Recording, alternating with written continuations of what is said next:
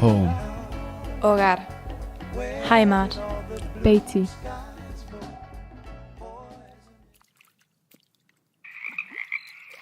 In my front yard lies a quagmire, vibrant with aquatic animals and plant life.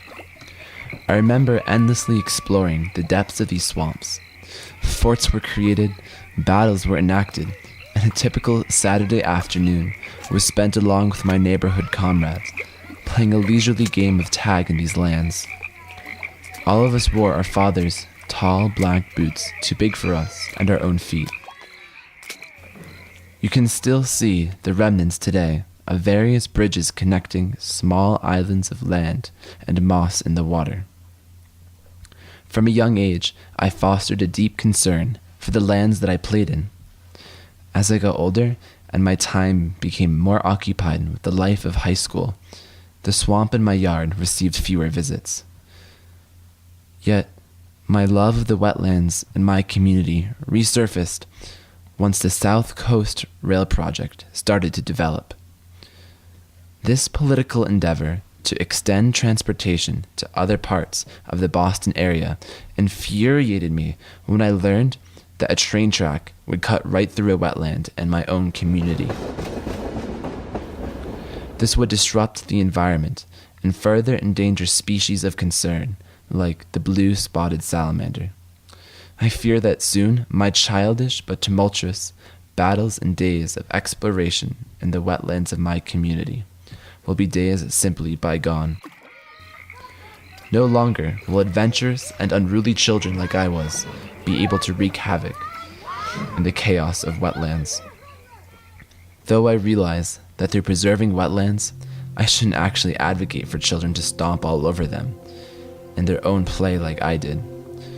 But the notion that there won't be a swamp for two kids to fight in against each other with wooden swords frightens me. Every child needs a swamp to spar in. Mercy, mercy me. All things ain't what they used to be. No.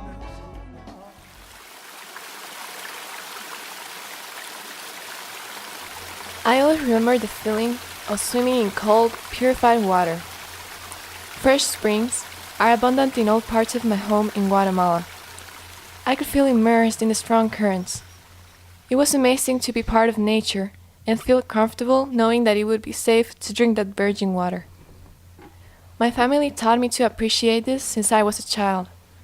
My mother would always reminisce about the powerful, magnificent river that crossed some of the lands that belonged to my ancestors. When my horse crossed the river, I could hear its steps crackling against the rocks beneath and swirling with the water. A few years later, the land faced some issues because people that lived close to the river mistreated this natural resource, damaging it severely. I had a new goal.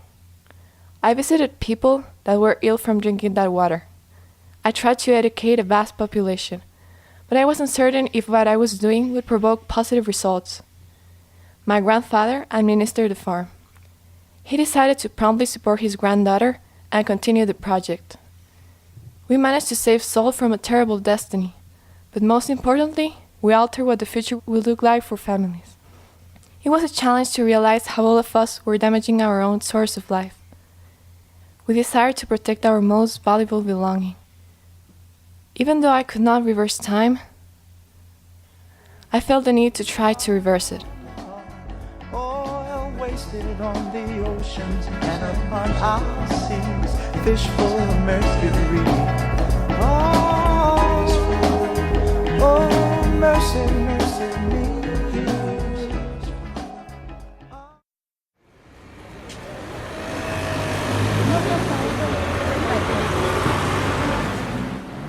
Berlin, the capital of Germany, 3.5 million people.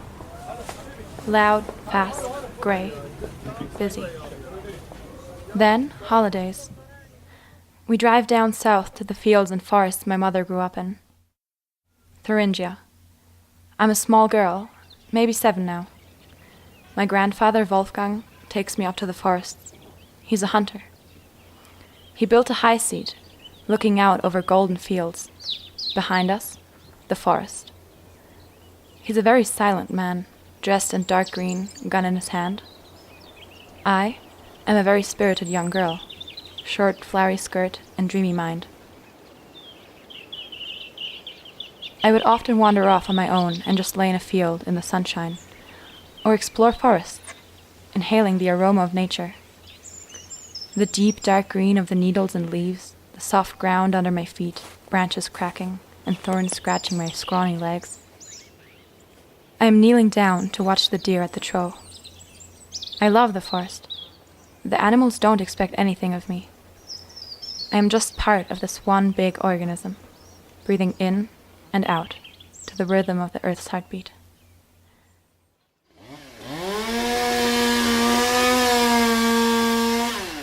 Now, I am 16. They are cutting down the forest. They need the space to build houses and the wood too. The animals are migrating into cities. I often see dead foxes, rabbits, and even wild boar on the streets of Berlin. I go to a boarding school. I fly from Berlin to the US about 4 times a year. That's a lot of carbon emissions. I have a pink iPod and an Apple laptop, a lot of clothes, and I'm sure some of my cosmetic products were tested on animals. I know I am part of this problem. My mother says my grandfather is suffering from depression. She said she wouldn't be surprised if one day he would go to the woods, dressed in dark green, gun in hand, and never come back again. I wish he could just know that the Earth's heart is still beating, and it's not too late yet to save everything. Radiation underground and in the sky. Animals and birds who live nearby.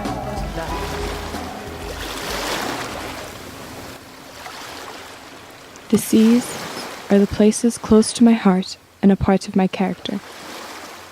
Nothing compares to being out in the water, legs dangling over a bobbing sailboat on a lazy Friday morning with my grandfather, Babai.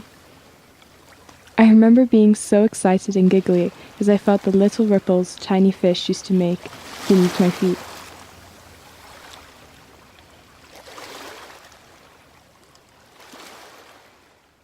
Now, my grandfather has gone, and the place where we were 9 years ago is dying too.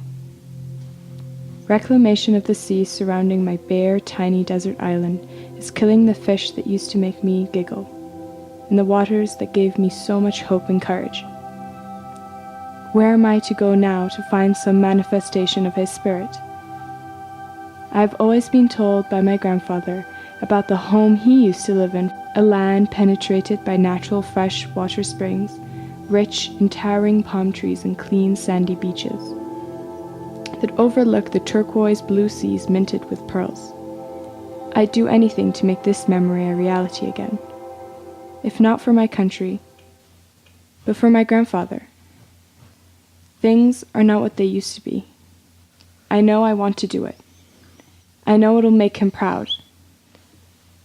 The seas, the oceans, I love you. You taught me to strive for great.